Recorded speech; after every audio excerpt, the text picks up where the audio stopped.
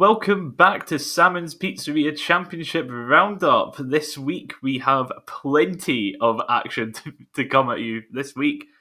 But unfortunately, we do not have Kieran Ashton with us this week, but instead we do have Aiden, our Morton representative. How are you doing, Aiden? Yeah, football result aside, we're all good. Oh, I can't wait to get into the football results with you. It's about time. It's been a long time.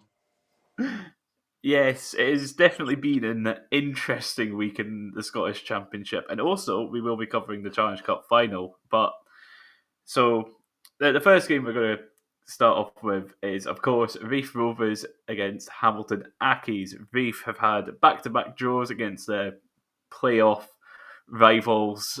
It's like, are we really in a playoff hunt? I have no idea anymore. It very much varies week to week at this point. But yes, we did get. So it's like, as mentioned last week, we had that 0-0 draw against Thistle where nothing happened. And then Tuesday, we made up for that with a 3-0 draw against Greenock Morton, which was interesting to say the least. Accies, meanwhile, their last game was last Saturday, where they managed to get a draw away at Ayr. And Accies started off okay with this one. That's about as much compliments as I'm going to give them. They are awful. They're very much.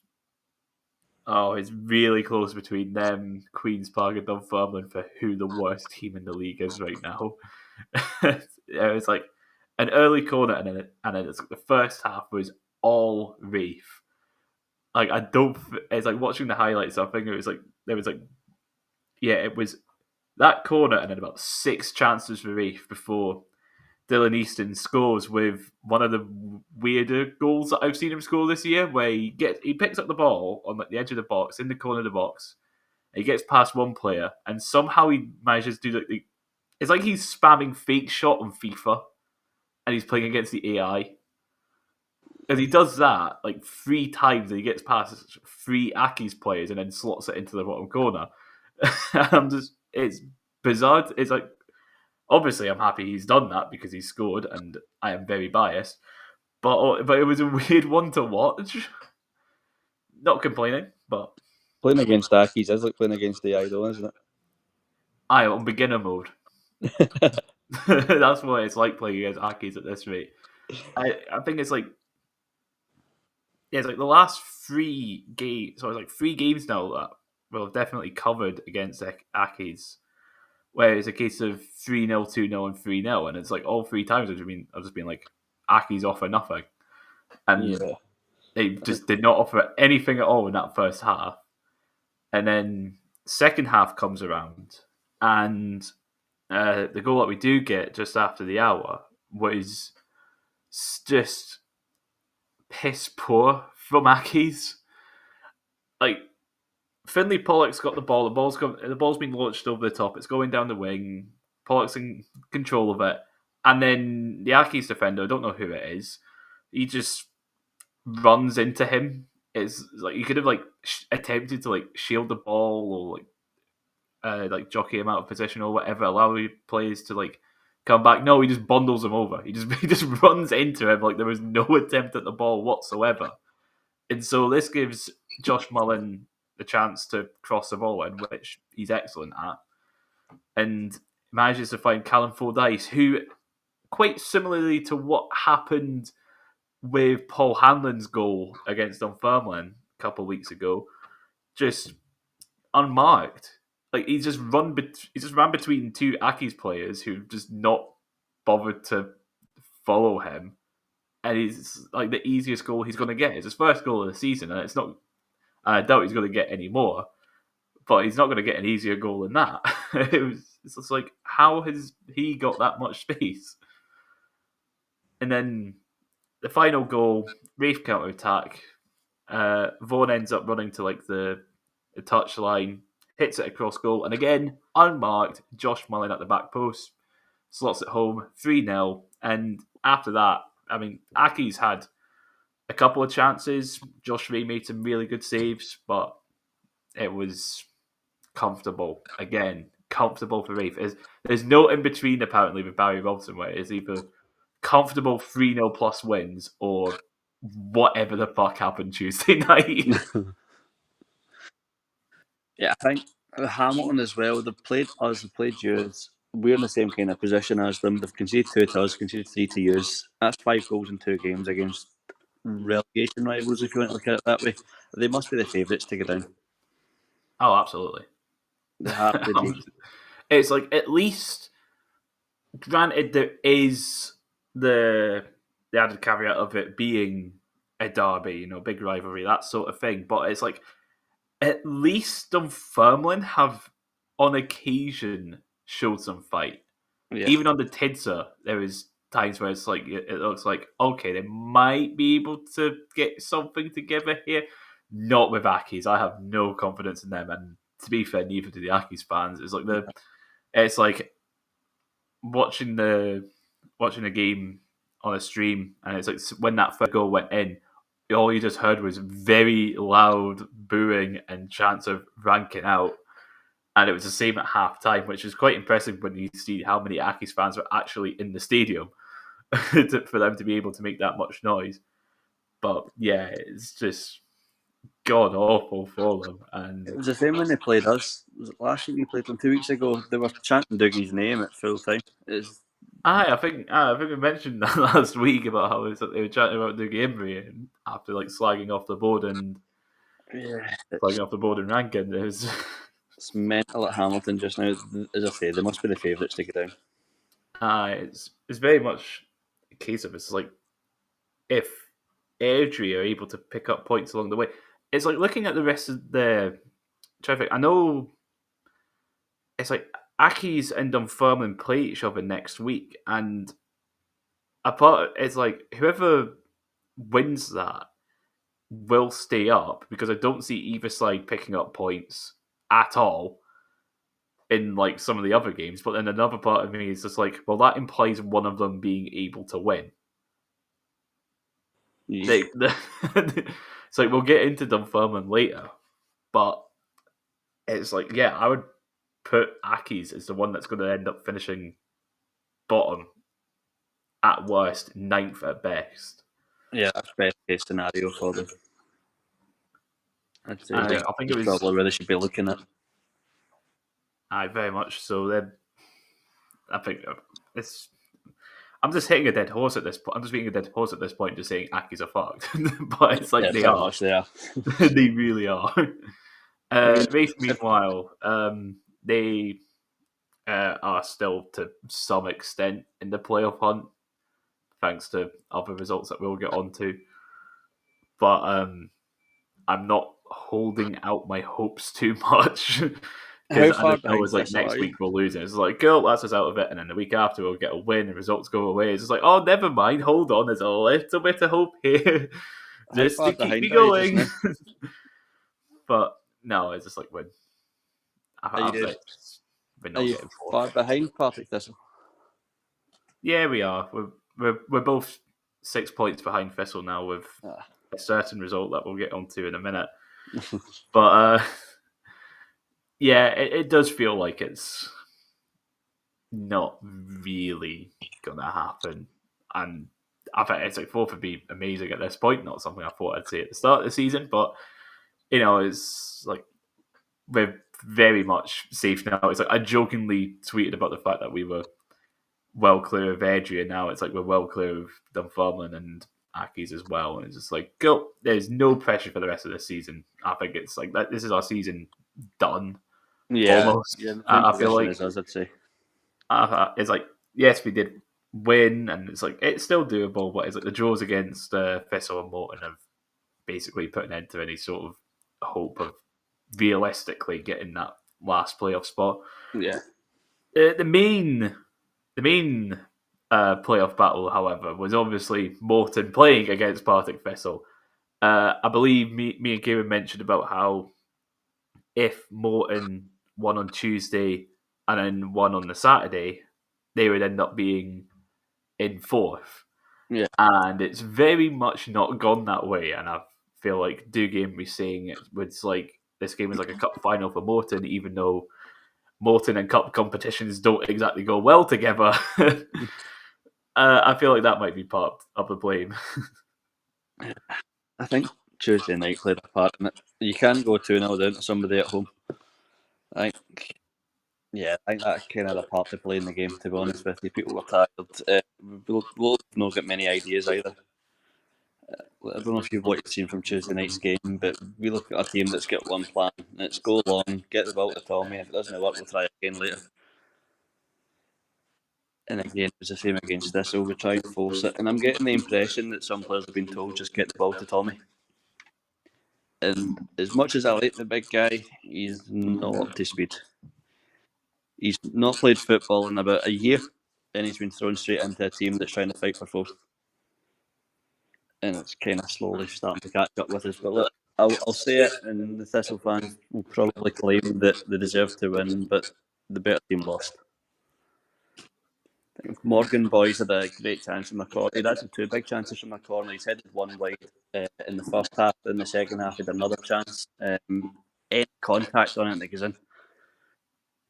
We know about Lewis Bidinalkis as well from having him at the start of the season. We know his handling's awful. So you can see guys at Cammy Blues, Aaron Lyle just taking digs from 30 yards out. He palms it every single time, but again, Tommy wasn't sharp enough to be in where he should be. Then the goal was just absolutely shambolic defending yet again from him, same as Tuesday night. I've no idea what the goalie's doing, but he's come out and Dan O'Reilly's just got a free header on the ball. He looks more interested in rugby tackling the Partick player than he does in getting the ball. It's like watching the highlights back. It seemed to a case of like Morton just absolutely dominant in that first half. Mm-hmm. And it really was a case of like how are they not 1 or 2-0 up here at half time, and then second half Morton. It's like Thistle did slowly get into the game. There was a chance where Alex Kubiak was 1-on-1, but it's Alex Kubiak, so he sent it like a mile wide. And it's like after that, it's like Thistle. It's like they creeped into it a little, but again, like as you say, it's that goal very much came against the run of play, and it was very much a goalkeeper mistake where balls crossed in and keeper Mullen just misses the ball. It's like Dan O'Reilly gets there first and manages to just about head it past Mullen, who's just gone flying in and absolutely clattered him. Yeah, he's in no man's land. But again, first half we had a good chance. It's cut back to Cammy Blues and he smacked it off the defender for a corner. Then the second half again, carbon copy of that. Cut back to Ali Crawford and he's rafted it over the bar from about 6 yards out. With just no composure in front of goal. That seems to, yeah, that was very much the case. So it could have easily been 3 or 4 goals for Morton in that game. Yeah, but I do think the better team lost. It's like obviously he'd been saying that on Twitter and whatnot after the game, and I of course just said to him, agent, but I was like watching the highlights back. I just know if that happened to me, which it has happened to multiple times this season, I would be incredibly bitter as well. Well, it's also not over. You know yourself. We're still kind of in the hunt for the playoffs. Us two and Thistle, but we've got Falkirk and then we've got Livingston. That'll probably put an end to our season. Yeah, it does feel like it's like that game was like the last real chance to the try chance and to get put a lot of pressure on Thistle. And it's like for the both of us, it's like it's a week of just we're all playing each other. We all have the opportunity to like try and get fourth, and somehow Thistle have come out on top. Yeah, I mean we've got a chance to go and mess it up at the top of the league. If we go beat Falkirk and then go beat Livy, then maybe Air will sneak through at the top. That would be some doing if that happens.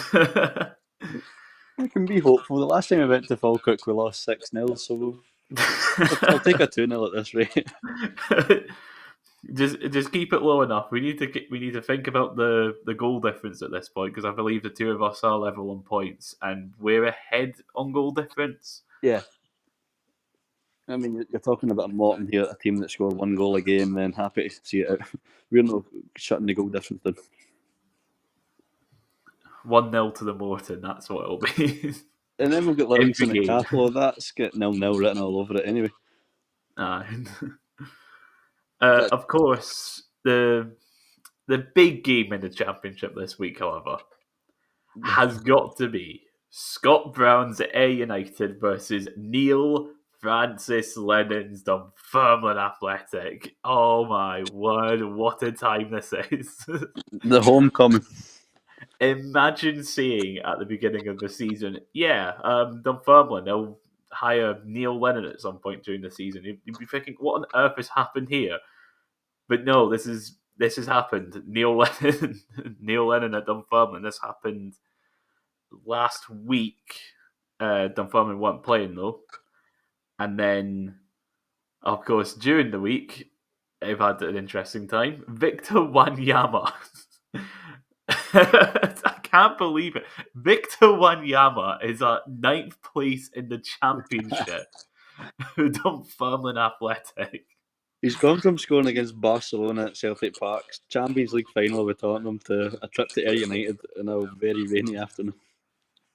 It's just what? It's one of those where it's like it's just absolutely mad, but it feels like something that you would do out of desperation on Football Manager.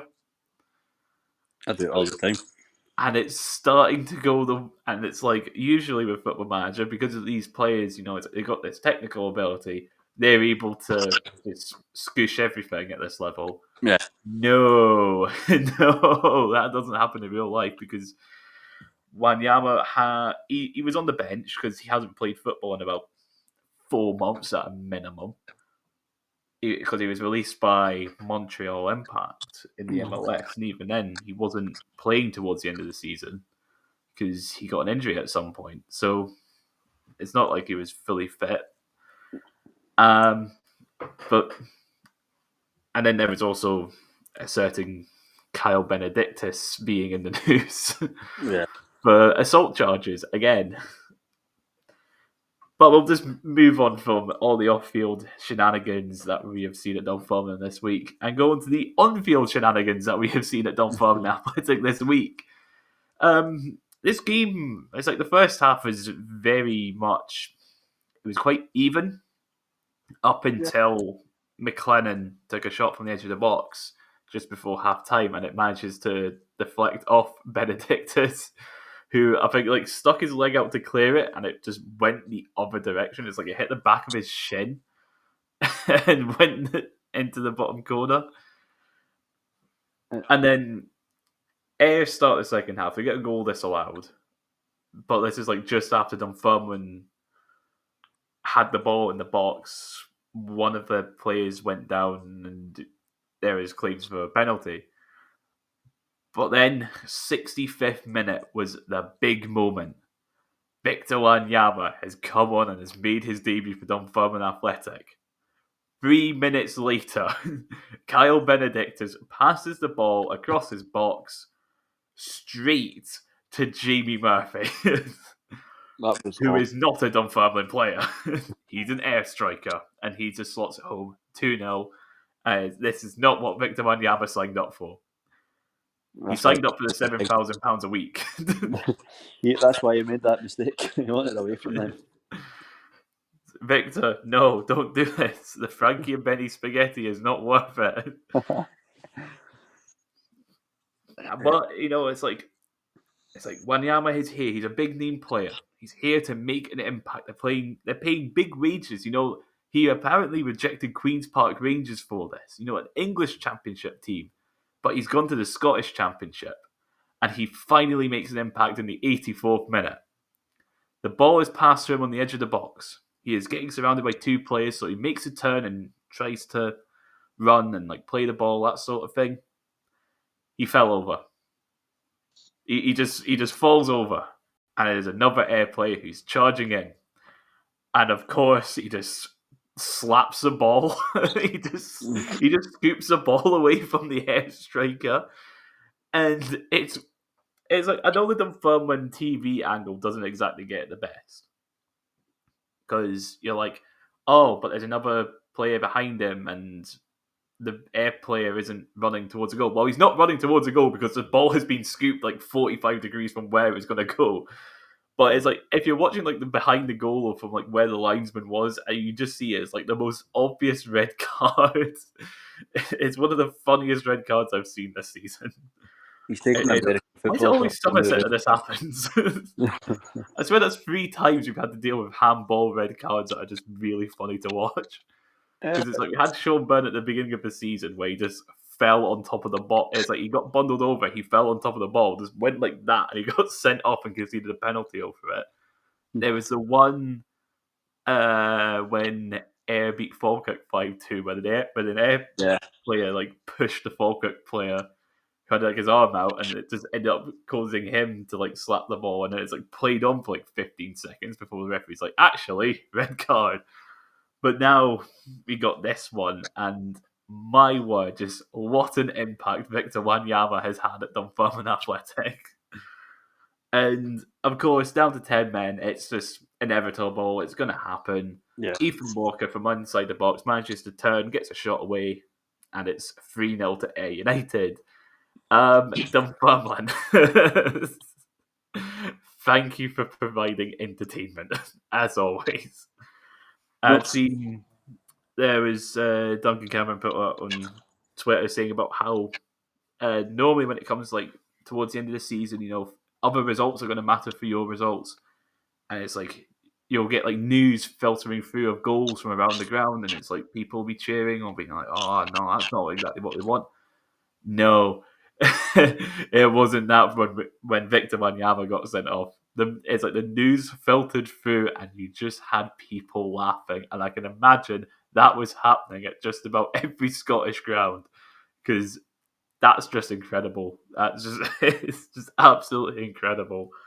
One of the best things about it is I've seen a picture on Twitter after the game in the Dunfermline and just a Kenyan flag left hanging there as they'd all left the stadium. Oh yeah, they abandoned the Kenya flag.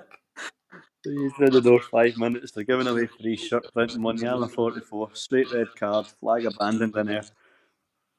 Oh, it's even funnier when you think of the fact is like there is people who are at the ground with like Neil Lennon masks, and then Dunfermline were like, "Oh, if you buy a Pars shirt, we'll get you to have like any number printed on the back for free." You know, it's like so everyone's got Wanyama t-shirts, and it's like 20 minutes, 20 minutes, and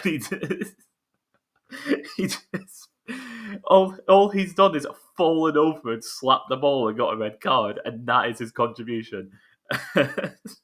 Will he be fit enough to play any game this season, do you think? That's the thing. It's like people at the game were saying it's like, yeah, he played 20 minutes, but he looked fucked the entire time. And it's even funny when it's like you're hearing about how he's on at least $7,000 a week, which is like championship players at most are going to be on about $2,000 to $3,000 a week, and it's like Premiership players outside of like the European clubs, like that's going to be on like close to average, Yeah. or at least like the upper average for what players are going to be earning. So it's like he's on like decent Premiership wages at a club ninth in the Championship, and this is what he pays them back with. Yeah, he's nowhere near it. Everybody knew that when they signed. He's not played football in ages. It's like they signed Jordan Doherty from. It was either was it an American club? I think it was an American club. He came over from the United States, but the thing is, we signed him in December, and but he couldn't be registered until January. So basically, he got December as like a pre-season, and then he's basically been. It's like he's not really missed a beat like all season. He's been pretty good. Whereas Wanyama has been like a free agent for like about 4 months. Yeah. It's just oh my god. If they go down, which I probably think they might, will Neil and Victor stay or will they leave? Oh no, they'll be gone. They'll be gone.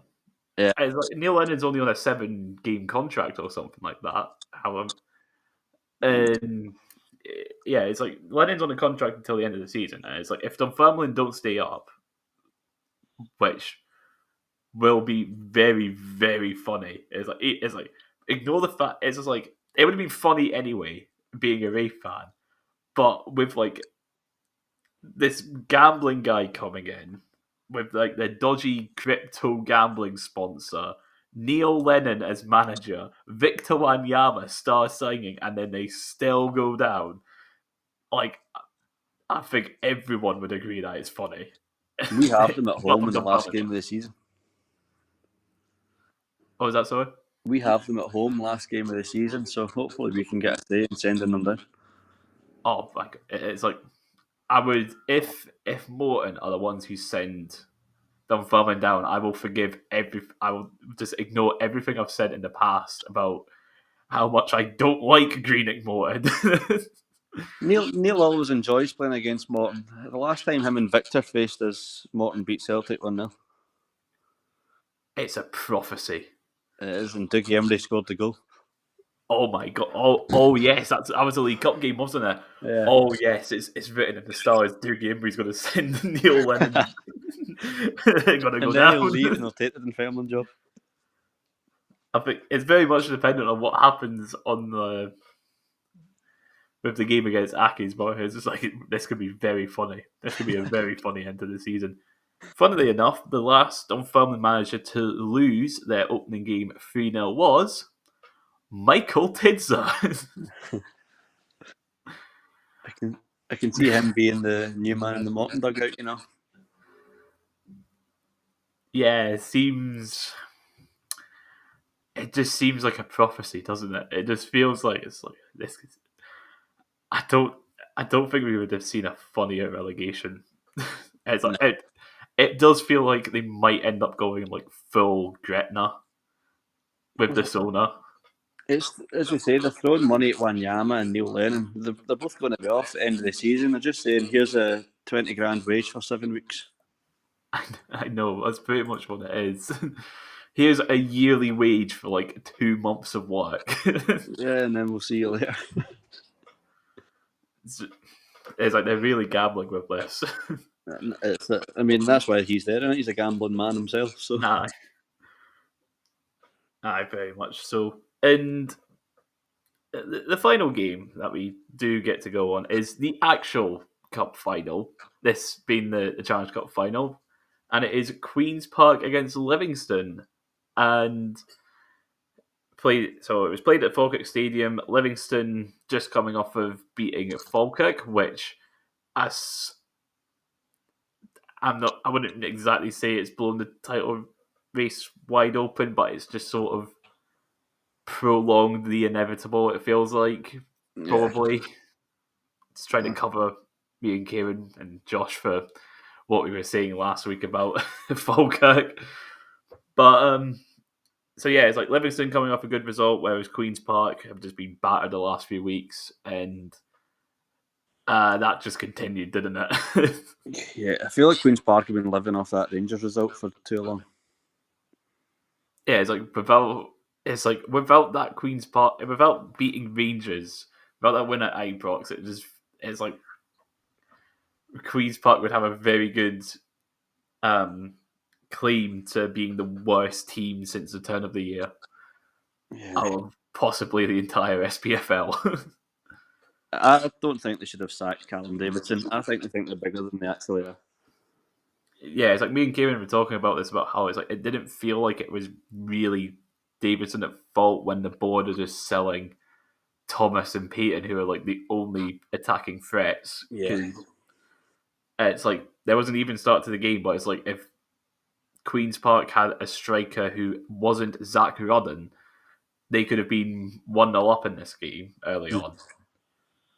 But instead, at Livingston, they've got your favourite player, Robbie Muirhead. And he's very much deserved for that, for his medal. What a goal, by the way. I mean, I don't think Jimmy Brand It's a meant that brilliant long at the finish. box. It's a brilliant finish from Robbie Muirhead. Just like getting the ball with his back to goal and turning volley. It's smashes it past Ferry. It's just a 36 trademark minutes in. Muirhead goal. Yeah, and it's like the next highlight that came up was Stevie May, who seems to be a cup king now. He's He won all manages domestic to. trophies, isn't he? Yeah, I think it's like with this, he's now. Yeah, he's like so. It's like he won the cup double with St Johnstone, and now he's won the Challenge Cup. I'm trying to think if he's the only player to have done that. I'm not entirely because the thing is, like, Rangers won the Challenge Cup the year after beating Peterhead. They could have done it the year before, but someone got in the way. But I'm just trying to think if Tavernier was in that squad because he might be the only one that I could probably think of for someone winning. When they beat Peterhead at Hampden, It was. I'm sure he scored a free kick that day. Yeah, no, I've got no idea. Should I have done my research for this? Yes. Do I care? No. Don't care. But yeah, it's like Livingston 2-0 up thanks to Stevie May. Tete Yenge manages to make it 3-0 just after half time thanks to a defensive mix up from Queen's Park. What's the name of the Livingston goalkeeper? Breyer. Prior, yeah. Yeah, he made a couple of good saves. He made a good double save. And then Andrew Shinney, deflected shot, 82nd minute, makes it 4. And Jamie Brandon in the 91st minute makes it 5 with a really nice volley from, 25, 30 yards? Yeah, he's just lashed at it. Yeah, it just went for it, It's like you're 4-0 up. It's the 91st minute. You might as well have a go. And it worked. it did work. And yeah, that's Livingston Challenge Cup winners. I've They've done done it my with. research. James Tavernier scored in the 4-0 win against Peterhead. Did Tavernier score in that one? Yeah. Yeah. Well, there we go, Stephen, mate. You joined James Tavernier in that. So, but yeah, Livingston Challenge Cup winners, and they've done it with the largest margin of victory in a cup final for the Challenge Cup. So, fair play to them. I do think if anyone's gonna, as like a team doesn't go up through these championship playoffs very often, and usually it's someone who has come down from the Premiership recently, and it feels like if it's between Livingston and Ayr in the play when it comes to the playoffs, I feel like Livingston would be the one most likely to go up through it, and I think they've done well in the cup as well. Was it St Johnstone that beat them through a wonder strike? Graham Carey. They were really good in that game. Oh yeah, it was. Yeah, that goal was mad. That was a mad goal for St Johnstone, but yeah, it's like with Livingston, it does feel like they definitely have the best chance of being promoted outside of Falkirk.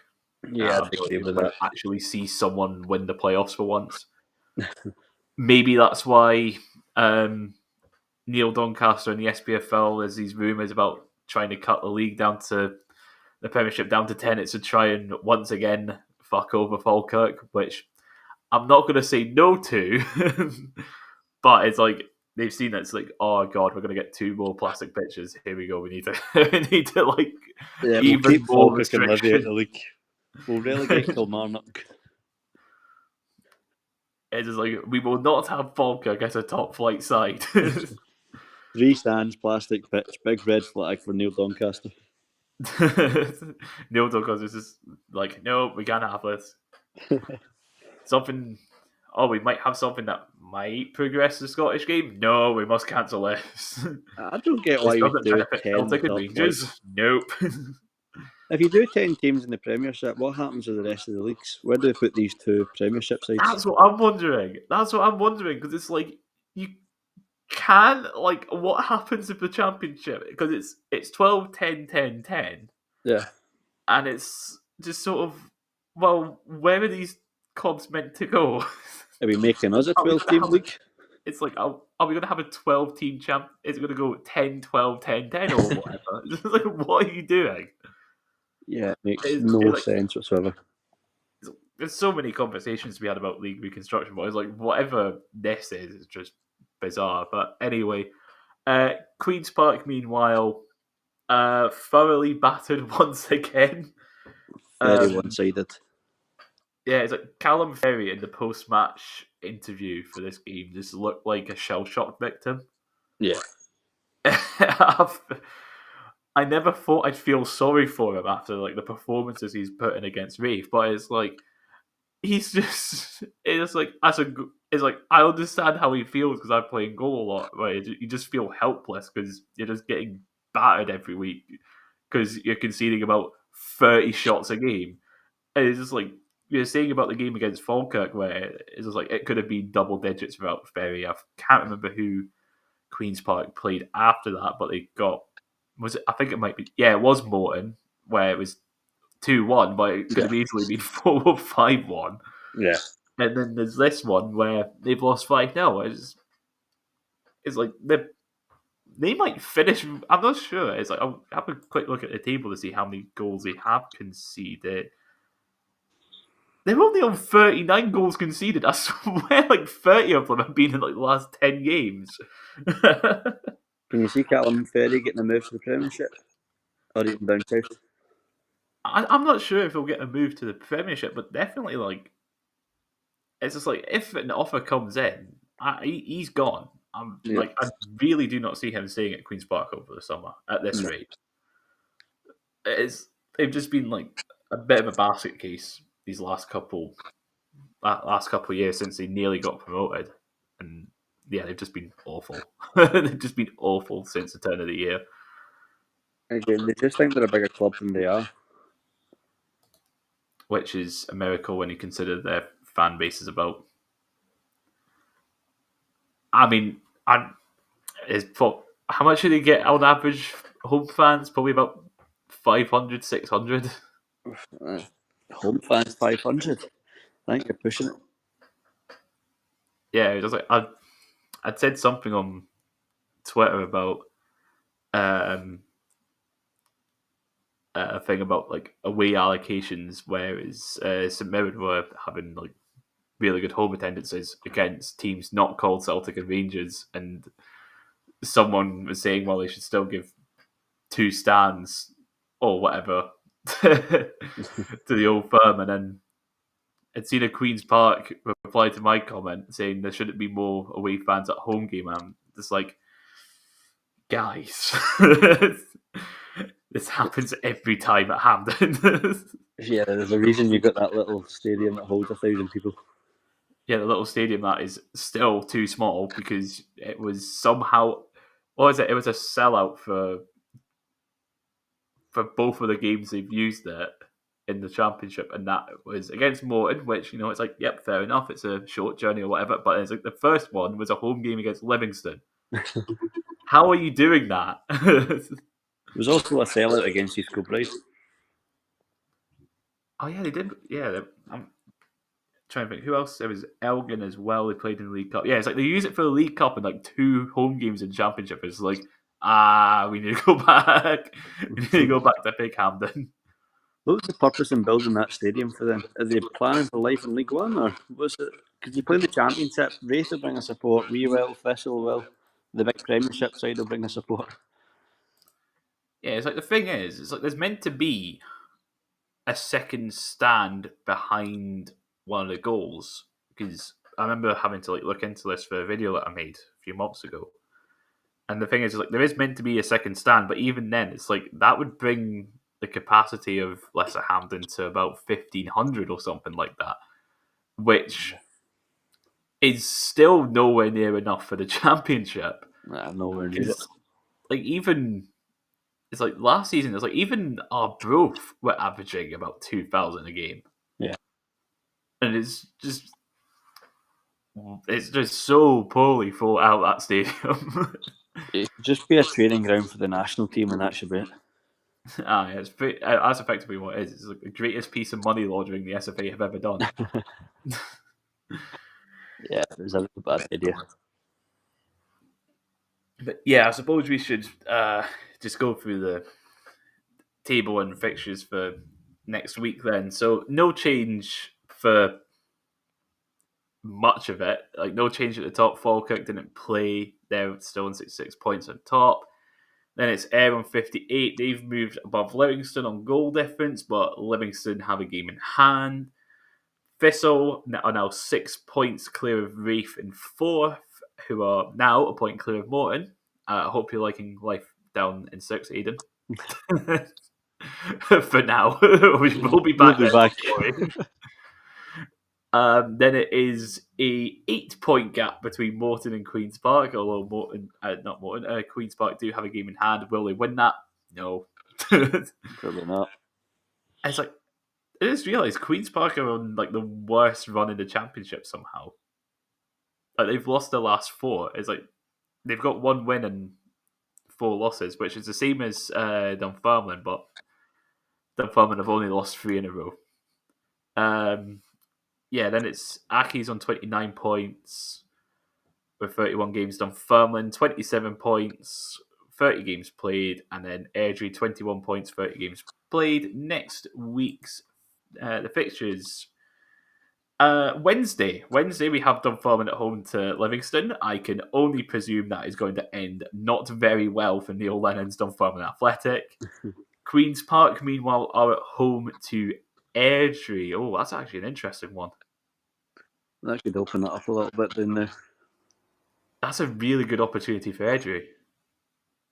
Again, It's like if Airdrie win that, then it's like Queen's Park. It's like we've been saying. It's just like Queen's Park are almost somewhat safe down to how bad Aki's and Dunfermline are, but it feels like Airdrie's a bit too far away for them to be caught by them. But it's like, see if Airdrie do win that, then it becomes a real possibility of Queen's Park being well and truly dragged in, because they are in free fall at the moment. But then the Saturday games, we have Livingston at home to Queen's Park again. 2 weekends in a row. That's going to be fun. Maybe Queen's Park will have a manager by then. I mean, if they lose to Airdrie and then they've got Livingston again, obviously what Livingston just done to them, that could put Queen's Park right in the relegation battle. Aye, absolutely. It does feel like they're heading towards that way, and it's only because of Dunfermline and Thistle being terrible and Airdrie having a Brecon-style start to the season that they're not in a relegation battle. Yeah. Speaking of, Airdrie are playing against Airdrie at home to Partick Thistle. That'll be an interesting one. Falkirk, as mentioned, at home to Morton. You were saying last time it was 6-0 to Falkirk, so hoping for it to be at least less than that. Keep it tight at the back for the first 5 minutes. Rafe are at home to Ayr. Whatever happens in that game. Like, I'm not really too fussed about the rest of our season at this point. But the big one has got to be Dunfermline against Hamilton. I cannot wait to cover this. It's like this game has like the potential to be possibly the worst game of the season. Like, it's like people joke about it. It's like, oh, this game has like the potential to get football banned. This is it. This is the one. Either that or Neil Lennon's going to provide an absolute masterclass 6-0 Dunfermline. The thing is, it's like with that game, I believe Dunfermline are doing football for a fiver or something similar. So that will be packed. It will be Neil Lennon's first home game. It just sounds like it's going to be one that will like give Dunfermline the boost they need to get a win and get above Accies. But it also just screams 0-0. Yeah. Just with probably every other piece of evidence we have about these two teams. They're probably going to win the game. Lenny will be on the pitch at full time, giving it the full aeroplane again in front of the Accies fans. Sorry. Oh no, I've just thought, what if they do like a proper signing unveiling at Eastern Park with Vitor Wanyama and he just gets booed? Oh god. Football for a fiver, and there's no star signing. But that will have to wait for next week, where we should be back. I'm not one to make promises, but I mean we've got into the run of things now. We're getting people in. I'm not just being abandoned, but we'll be back next week. I believe we will be back next week to cover such riveting games such as Dunfermline against Hamilton. Looking forward to that one. Yes. And maybe Morton getting battered 6-0 again. It might be the reverse this time. Oh, fighting talk. One can Anyway, yeah, well, that's us for this week. We'll see you next time out, and it's goodbye.